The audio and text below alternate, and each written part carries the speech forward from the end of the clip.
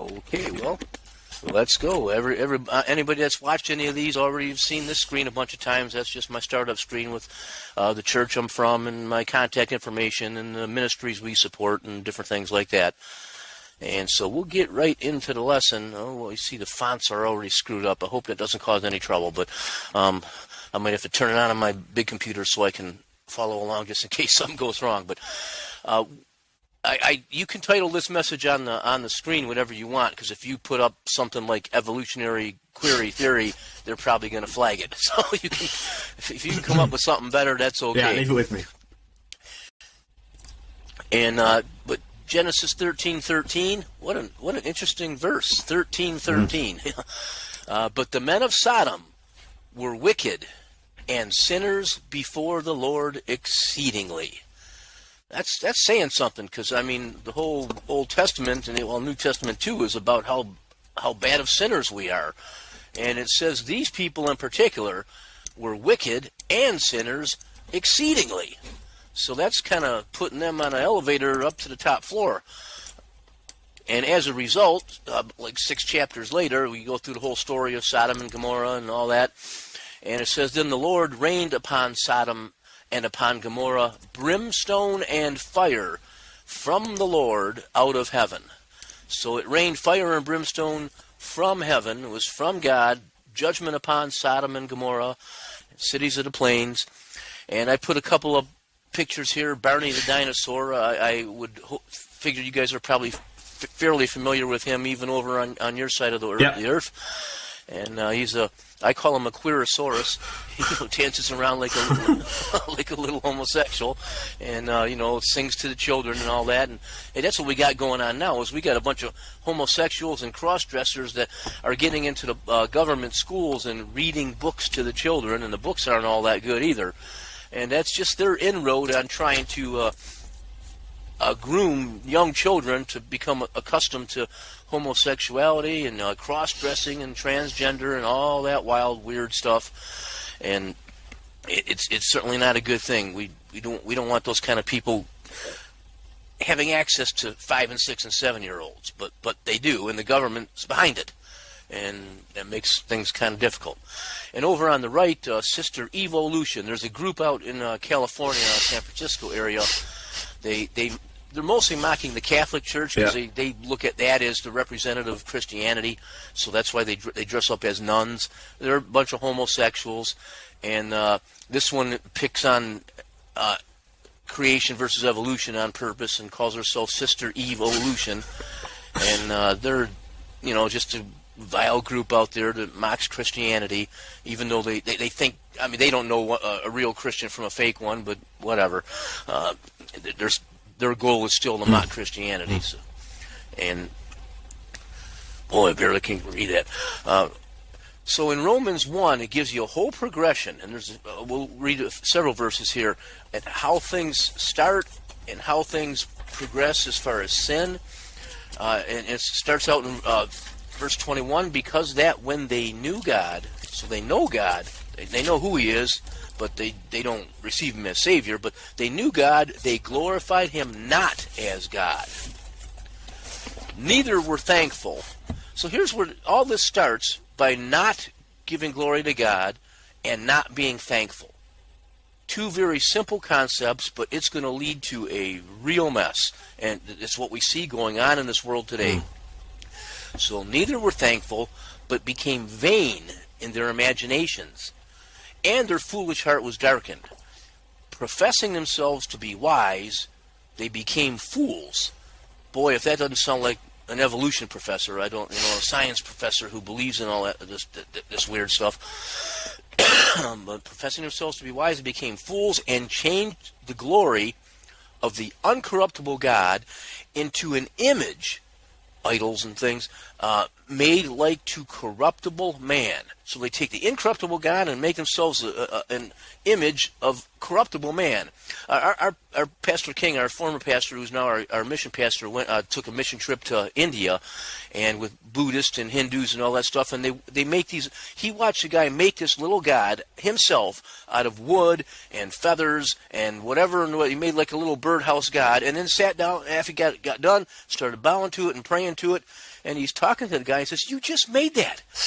How can that be God? You just made it with your own two hands. You made God. That's not God. That's a birdhouse. That's an idol." And the guy was offended. "Oh, how dare you say? You can't do that with my God. My God's up in heaven. He made us. We don't make him." And but it just tells you the mindset of these people. They put something together and they think that's God. But made an image. Into an image made like to corruptible man, and to birds, and to four-footed beasts, and to creeping things. They make all these idols and of different creatures like that. Wherefore God also gave them up. There's a point where God just says, "Okay, if that's what you want, I'm not going to mess with you. I'll let you have it." And God gives them up to uncleanness through the lusts of their own hearts, to dishonor their own bodies between themselves. Now you come to some of the sexual things, and adultery, fornication, homosexuality, and all that. They're dishonoring their own bodies between themselves, who changed the truth of God into a lie, and worshipped and served the creature more than the Creator, who is blessed forever. Amen. And it continues. It gets worse and worse from here. For this cause, God gave them up. Again, now God's giving us, "Okay, you want it? You got it." God gave them up unto vile affections. And what are vile affections? He goes on to explain. For even their women did change the natural use into that which is against nature. And likewise also the men, leaving the natural use of the woman. Hopefully I don't have to describe what the natural use of the man and the woman are, or draw any pictures of anything. We'd get thrown off the internet. Well, maybe not. That might be okay. Yeah. Ironically. That's not something that we shouldn't need. Anyway, leaving the natural use of the woman, burned in their lust one toward another, men with men, working that which is unseemly. And boy, that's an understatement. I mean, the Bible's trying to be polite here with its terminology, but it's telling you, how disgusting that kind of stuff is. And receiving in themselves that recompense of their error, which was meet or suitable. So it's telling you they get what they got coming. And in this era now that we have AIDS and all these different sexual diseases, it's because God told them ahead of time, you do that stuff, you're going to get it. They do that stuff, and they get it. And then they complain about it. Well, they were warned. And even as they did not like to retain God in their knowledge, of course not. I knew some homosexuals at work where I used to work at, and they claim to be atheists. Well, of course they have to, because they know that they're going against what God said. And so, they probably believe in God, but they're not going to admit it. So, again, God gave them over. He's given them up unto different things, the vile affections and different things. Now he gave them over to a reprobate mind. He says, if that's what you want, you can wallow in your own mire, and you're going to pay the price, and you're going to get everything in the flesh and spirit and soul that you're asking for. You don't have to do it, but if you want to, go for it. I gave you a chance, you rejected it. Three times now. He gave them over to a reprobate mind to do those things which are not convenient, being filled with all unrighteousness, fornication, wickedness, covetousness, maliciousness, full of envy, murder, debate, deceit, malignity, whisperers, backbiters, haters of God, despiteful, proud. Proud, boy, we see that word a lot with the homosexual movement. Boasters, inventors of evil things, disobedient to parents, without understanding, covenant breakers, without natural affection. I mean, now we got women killing their own babies. They don't have natural affection. We don't have marriage and family like we used to have. They don't have natural affection anymore. Implacable, unmerciful, who knowing the judgment of God, that they which commit such things are worthy of death. So they're committing a crime they know is worthy of death, physical and spiritual death. Not only do the same, but have pleasure in them that do them, or something like that. The bottom line's cut off, but it's if you're supporting that movement, you're just as guilty as if you were doing it yourself. I mean, that's you're supporting it. So, and there's some other verses in the Bible. Here's a real key one. 1 Corinthians 6:9. The King James makes it real clear what it's talking about, but the other versions change it. And the NIV in particular says homosexual offenders will not inherit the kingdom of God. Okay, now who are homosexual offenders? I mean, we would think it's homosexuals, but not the way it's worded there. It's not homosexual offenders are not the homosexuals, it's the people who offend homosexuals. They're homosexual offenders. And we see a lot of things in our society that are worded that way. We better not offend those homosexuals according to the NIV and some other Bibles, because we might not inherit the kingdom of God, and God himself won't inherit his own kingdom because he's offending homosexuals with some of these verses.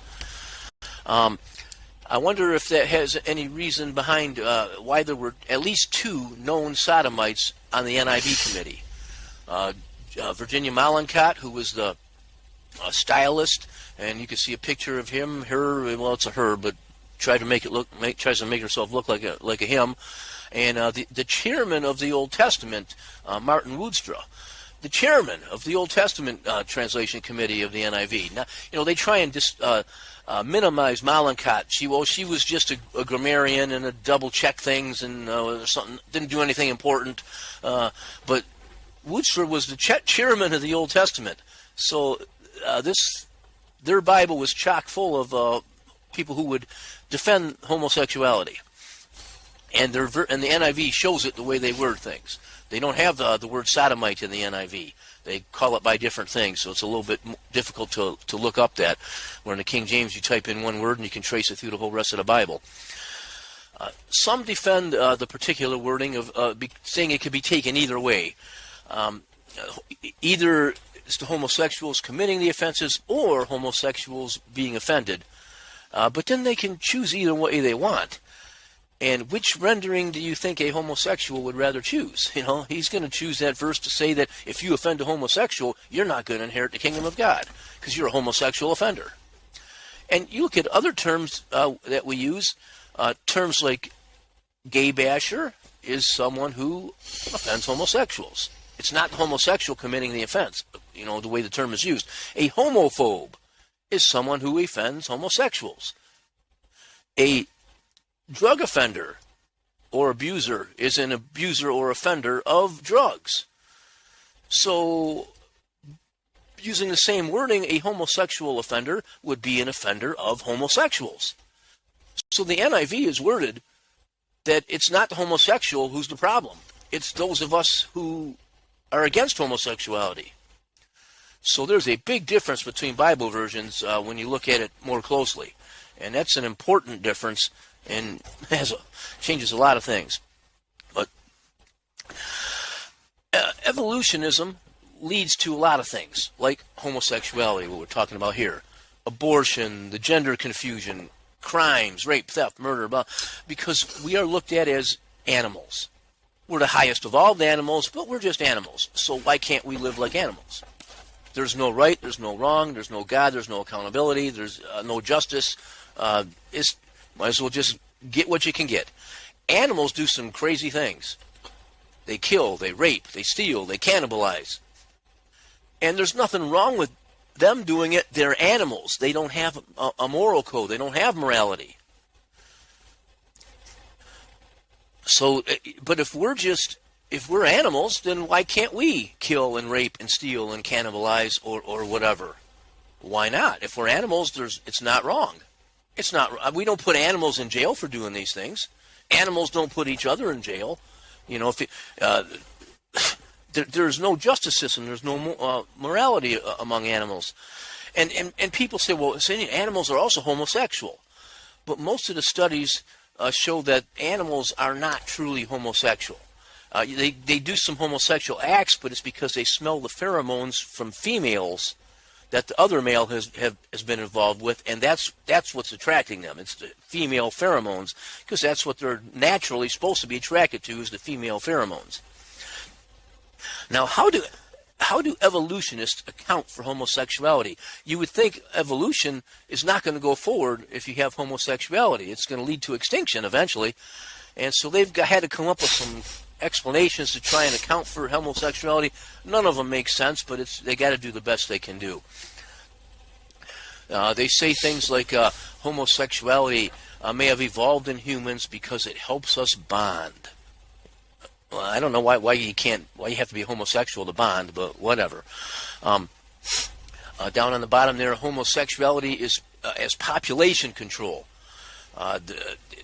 Creatures become homosexual when they're overpopulating, so they don't have as many babies in the next generation. How do they know that? I mean, an animal here in Wisconsin has no clue how many of his type of animal there are in Minnesota or Michigan or out west or down south or over in England or over in Europe or over in Asia or in Africa. They don't know. They don't know if there's zillions and zillions of them or if they're the only one. So that can't be an explanation, but they got to try something. So they're calling it population control. They have this thing called the benevolent uncle hypothesis.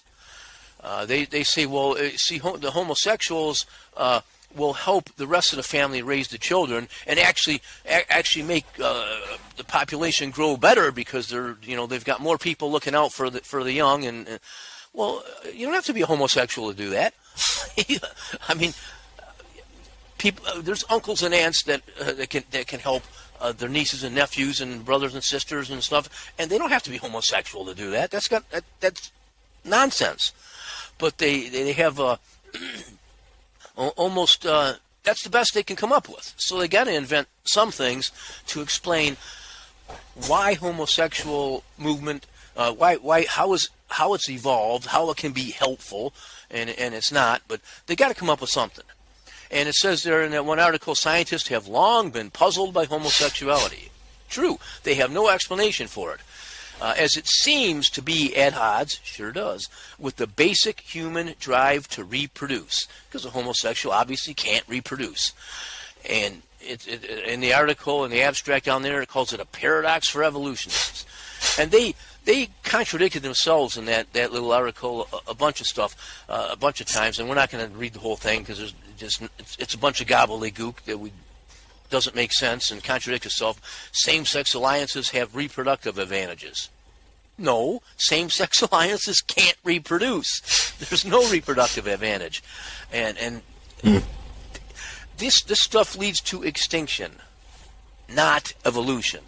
And that's common sense. Anybody with a rational thought pattern would recognize, well, if you have homosexual relationships, you're not going to have babies and you're going to become extinct eventually. You're not going to evolve. It's impossible. But they got to come up with something. Bill Maher, who's actually a liberal, but every now and then he comes up with something that makes sense and and gets back into the real world. He did a skit just a few weeks ago that he sees a big problem with the sodomite explosion, and he wondered how the homosexual ratio in our population keeps increasing by so much if it's just a natural result. If there's 5% of the population that's homosexual, how could it grow to 10% and 20%? It doesn't, unless it's being groomed. And he at least can recognize that. The generation from back in the 1940s, less than 1% of the population was homosexual. Now, certainly, especially back in more earlier times when it was a taboo thing, people didn't admit to it. So there was probably more than 1%, but it wouldn't have been 40%. A few percent maybe, and some wouldn't admit to it. The baby boomer generation in the 60s or so, up to the 60s, 2.5% of the people admitted they were homosexual. So all of a sudden it's jumped up from less than 1 to 2.5. That's a pretty big jump, even though it's still a very small amount. Generation X, going through about 1980, now 4.2% admit they're homosexual. Every generation is just about doubling. The millennials, heading up to the year 2000, 10.5% admit they're homosexuals. Now, how can the percentage of homosexuals in a population keep increasing like that? They can't reproduce. So there's got to be another reason why they're exploding at this rate. They're being created. They're not by God. I mean by our public system. People, probably most of them are not really homosexuals. They've been taught it in public schools. They've been taught it in the media. They see it on TV, and so it's getting more publicly acceptable. So you got a bunch of kids going through change into adulthood and experimenting and questioning things and trying things, and it's acceptable, so they go along with it. And Generation Z, the next generation, 20.8, so about 21%. And I remember about that time telling people, I started to notice that trend myself, telling people that overnight we are going to see, because back then we were still under the impression that only about, 2, 3%, 4% of the people were homosexual, because that was the previous generation numbers. And I said, we're going to turn around and wake up tomorrow, and it's going to be 50% of the population's homosexual. And we're going to wonder, how did we go from less than 5% to 50% in a couple years? And because I see the public schools are doing their job. The media is doing its job. They are pushing this and creating this. And so the last statistic he gave, 21% basically of Generation Z, that's still a big jump from less than 1% just a few generations earlier.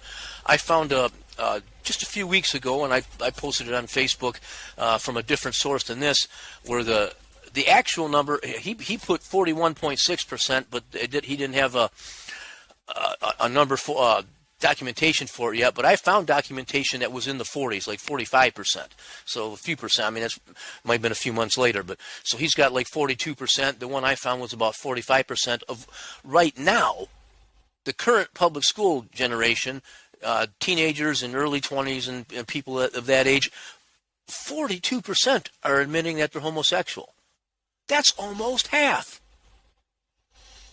How can we go from a couple percent just a few years ago to now half the population is claiming to be some kind of homosexual? That's just not natural. And he projected the graph to make comedy out of it, that, hey, in another generation it's going to be 80%, and then everybody's going to be gay in 2 generations based on the ratios that we got here. And he's right statistically. But the statistics aren't right is the problem. And then you'll get, oh man, I've run into this a million times, that Jesus never said anything against homosexuality or homosexual marriage. But yes, he did. First of all, the Bible makes marriage clearly one man and one woman, and a bishop must be the husband of one wife and things like that. There's no wiggle room for getting around that. But Jesus said, from the beginning, and this is Jesus Christ himself speaking, from the beginning of the creation, God made them male and female. Boy, look at all these sexist terms. For this cause shall a man leave his father and mother. Wow, another male and female. And cleave to his wife. And they twain shall be one flesh.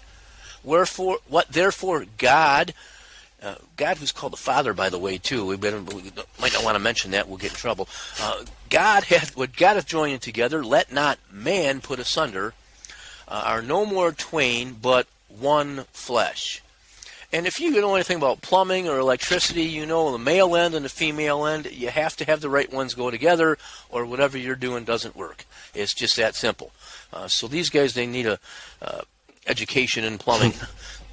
Sodom and Gomorrah in Genesis 19, it talks about that. We'll look at that in a bit. But just people say, well, it wasn't talking about the homosexuals. It was talking about they were inhospitable. No. In Jude 7, way at the end of the Bible, it makes it real clear what God judged them for. Even as Sodom and Gomorrah and the cities about them in like manner, giving themselves over to fornication. So it wasn't inhospitability, it was fornication, which is a sexual sin, and it's kind of fornication is a more general term for any kind of sexual deviancy, and going after strange flesh. Well, if a man is supposed to go after a woman, then either a man and a man or a woman and a woman is going after strange flesh. I suppose going after animals would also be going after strange flesh. So that tells you the kind of sin that God judged and destroyed Sodom and Gomorrah over. It wasn't because they were impolite or inhospitable. They were too polite, too hospitable actually. But so God makes it clear. He said this is set forth for an example, suffering the vengeance of eternal fire. To give people a picture of what hell is like. A temporal fire is going to show you hell is going to have an eternal fire, and it's this kind of stuff that's going to send people there. And over in Genesis 19, it was the passage talking about the two angels, and it says, before they lay down, the men of the city, even the men of Sodom, compassed the house round, both old and young. They bring the young into it.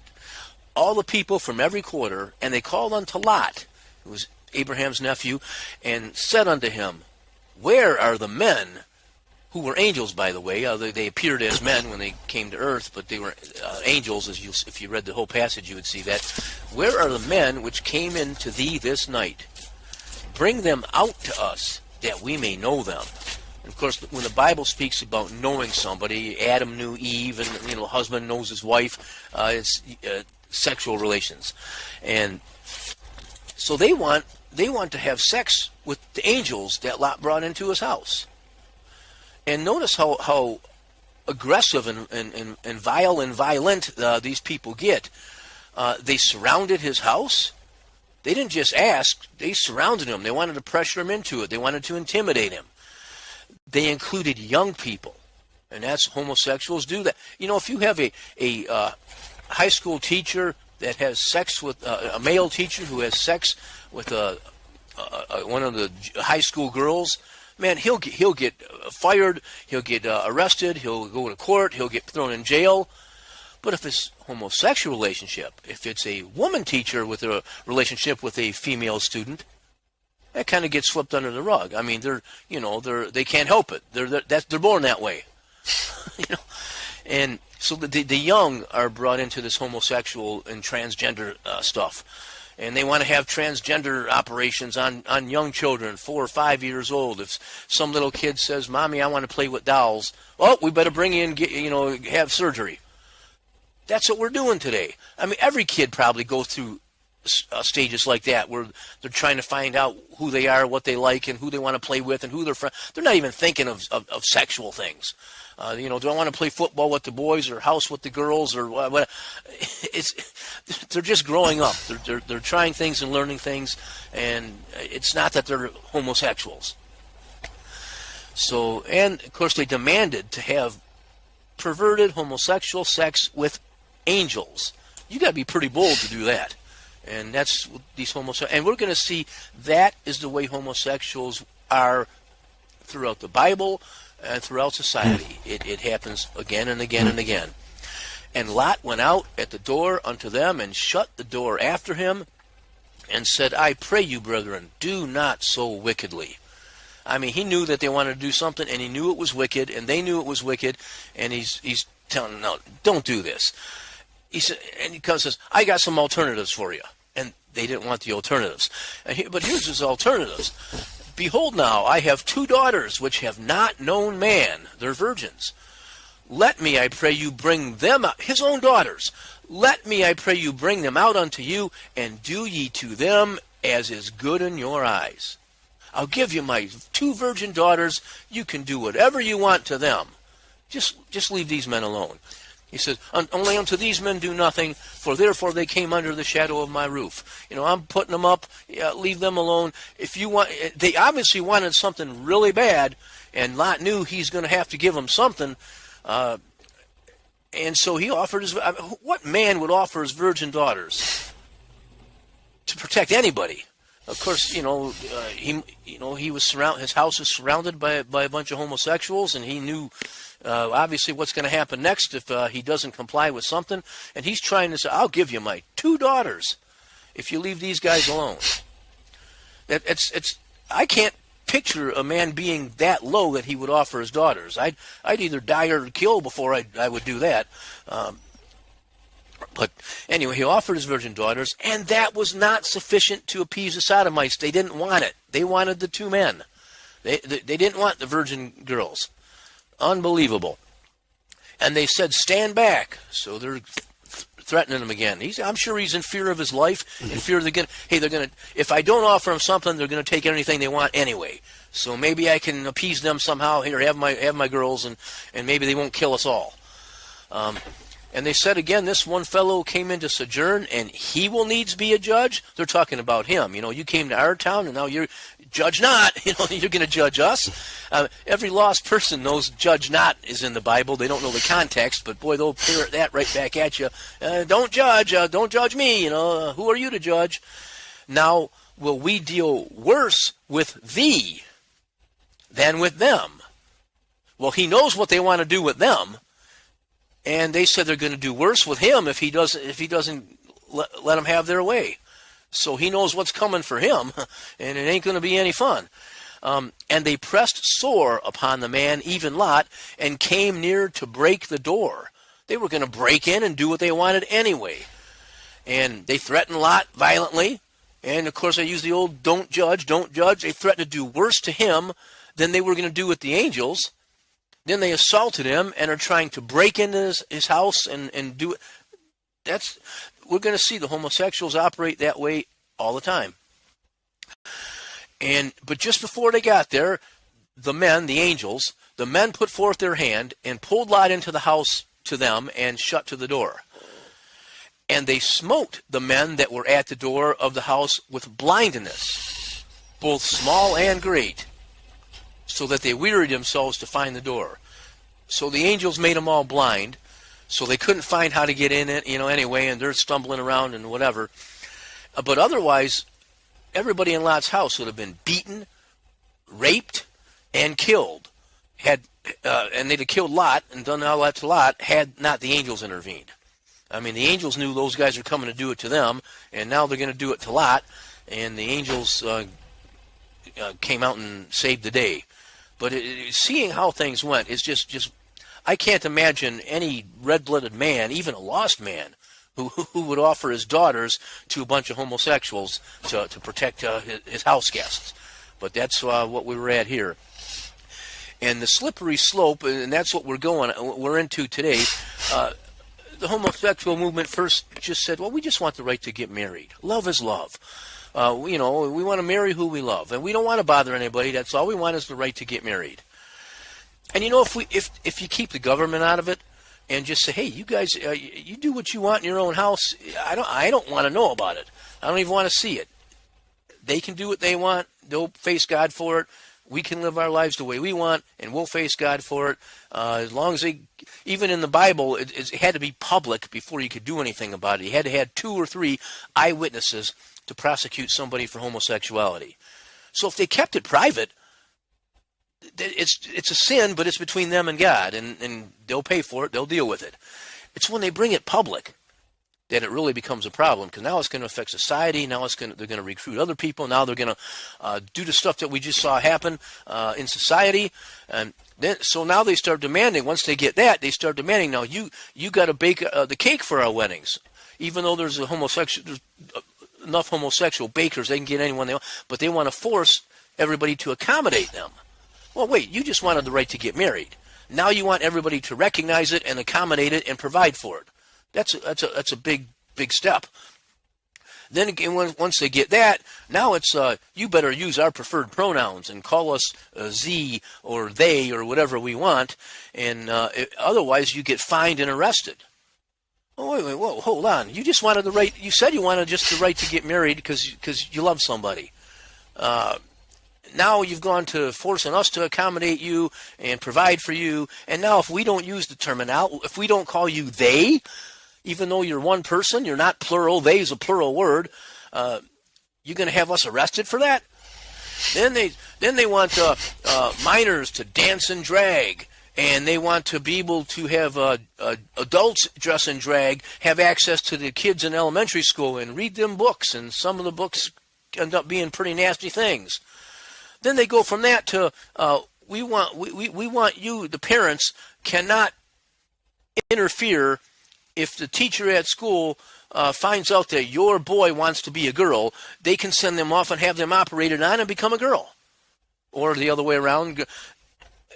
How did we go from that in just 10 years maybe? We've gone from they just want the right to live together because they love each other, and now it's they want to take your kids and force your kids to have sex changes and not even tell you about it, let alone get your permission. You don't even know about it till it's after the fact. Man, things are progressing regressing at an incredible rate. I mean, that's only happened in 10 years or so. And Judges 19:22. Now, as they were making their hearts merry, behold, the men of the city, certain sons of Belial, beset the house round about. Now, you think maybe we're reading the same thing we just read. No, this is Judges 19, not Genesis 19. And these are the sons of Belial, the men of the city. We're going to see the same thing. I told you, the homosexuals operate the same way. And in this account, they operate the exact same way. Now, as they were making their hearts merry, behold, the men of the city, certain sons of Belial, beset the house round about, and beat at the door, and spake to the master of the house, the old man, saying, bring forth the man that came into thine house, that we may know him. It's like instant replay. It's not the angels in this case, but he's got a guest in his house, and they want him to bring him out that they can have homosexual relations with him. These are the sons of Belial. And the man, the master of the house, went out unto them, and said unto them, nay, my brethren, nay, I pray you, do not so wickedly. Seeing that this man is come into mine house, do not this folly. And he's going to offer the same thing, or very similar. Behold, here is my daughter, a maiden. So again, a virgin, and his concubine. The guy's wife, it looks like, or his concubine. Them I'll bring out to you now, and humble ye them, and do with them what seemeth good unto you. But unto this man do not so vile a thing. It's unbelievable that somebody, he'd offered pretty much, here's a couple of women for you. One of them's a virgin. Here, have them instead of having this guy. And, we just saw the other example, so you know what's happening next. But the men would not hearken unto him. So the man took his concubine, and so he tries it anyway. He took his concubine and brought her forth unto them. So even though they didn't want to listen, the guy, the house guest, says, okay, we'll go along with it. I can't get two guys here going along with it. And brought her forth unto them. I can't believe it. And they knew, so they did take her, even though they didn't want her as a second choice. They knew her and abused her all the night until morning. And when the day began to spring, they let her go. So they at least got something out of the deal.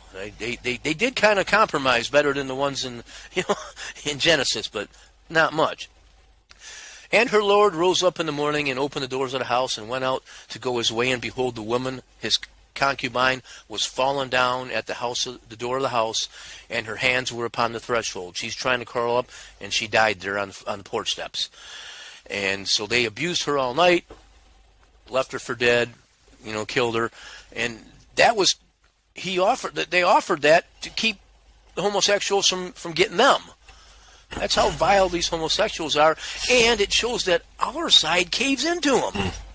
I just can't believe how 2-3% of the population are homosexual, and they corner the other 97% of the population. We're sorry, and they're scared. How can we be scared of a bunch of florists and hairdressers? but 97% of the population is scared of the homosexual movement. And they let them have their way. And yeah, we'll give you what you want so you don't go after the next thing. Then they go after the next thing. We'll give you what you want so you don't go after the next thing. Then they never stop. They never will stop. We can see from these two accounts. They will keep on pushing and pushing and pushing and pushing. They're never satisfied. They're never happy. They're never content. They will continue to go for whatever's next. So you better stop them now. Because you're not going to appease them and say, okay, now they'll leave us alone next time. No, now they're going to be emboldened to come after you harder and stronger because they got more power. They know you backed up. They know you gave in. They're going to get worse. They're not going to get better. Homosexuals are mass killers, and the statistics prove them out. Prove that out. According to an article by Don Boys, who quoted Paul Cameron and studies from the Midwestern Psychological Association, most mass torture killers are homosexuals, and ones that commit not just where they kill somebody, but they torture them as well. So they're particularly violent. Out of 518 sexually tinged mass murders, almost 70% of them were killed by homosexuals, a group that only makes up a few percent of the population back then. And the top 6, and look over to the article on the right. Actually, it turns out to be the top 7 because they found out one of the other ones also was the top 7 serial killers in U.S. criminal history were all homosexual. Every one of them, 7 for 7. Jeffrey Dahmer got real popular for several years because he killed a bunch of young boys and was a cannibal and all, but he didn't even make the list. He's not even in the top 7. These guys all killed more than he did, and Jeffrey Dahmer was also homosexual, or at least bisexual, or some kind of weird thing. Anyway, so sodomites, if they had the opportunity, they would beat, rape, torture, mutilate, kill, and even eat you. They did that in the Bible. They do that today. They'll do it tomorrow. If they have a chance, that's what they're going to do. So we're not talking about just a couple of little guys that love each other. That's not. We're not even talking about high school kids that are kind of talking to experimenting with it and they identify as homosexual. But the hardcore homosexual sodomites, the Bible calls them, this is their heart. They would beat you, they would rape you, they would torture you, they'd mutilate you, they'd kill you, and they would even eat you. And that's what we're dealing with. And we keep giving them ground. And we keep caving into them. And that was the end. So we're at that point. That's where we're at, and that's why this is such an important issue, because I should put that slide up just to keep it in people's minds. That's where the homosexual movement is going, and this transgender movement. They want to do that stuff to us, and that's why if we give in to them, it's not going to help. It's going to make things worse. So yeah. I don't know if there's anything you want to add to that. I mean, it's the first time I did this message, so maybe it was a little choppy, but I think it got the point across and the message across using Bible and reality. Nobody can say, "Oh, you're just saying that." No, that's what the statistics show, both biblically and in this world. And I just heard the family show up, so we got done just in time. Right on cue. Yeah. Thanks for that, Tino. If you have any final thoughts, closing thoughts. Otherwise, I don't think I can add to that. I don't think there's anything I can say that would add to that. I personally have been on the wrong end of one of these predators, and it's evil. They attack children, and yep, it can ruin your life. And sometimes that's not bad, as we know from the Bible. Suffering can work for good. But it often takes a number of years to appreciate that. Yeah. So good message, and thank you. All right.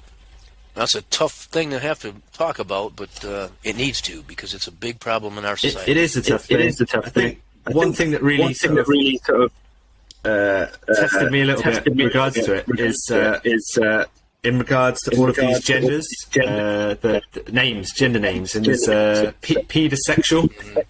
And I've read quite a bit of people saying how pedophilia is okay, or it's a sexuality, or that it's something that can be rehabilitated, something that's not as bad as what it really is. And that's all connected up within this movement, and I find that to be abhorrent. And that needs to be challenged. Yeah, we need to stand up against these people.